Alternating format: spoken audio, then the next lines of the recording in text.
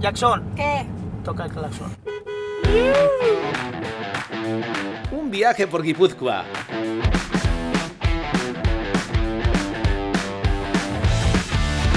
Un recorrido inolvidable para conocer su apasionante historia. ¿Qué me puedes contar acerca de San Ignacio? Bueno, pues es probablemente el vasco más universal que existe. Soy Magdalena de Amilibia el Caraeta. Soy la señora de Lili. Pero todo el mundo me llama André Madalena. Un viaje en el tiempo.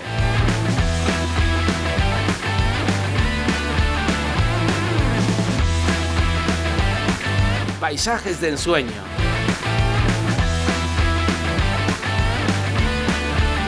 Tesoros de la naturaleza.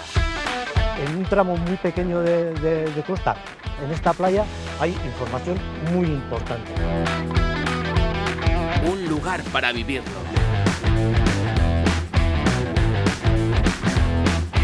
Tradiciones.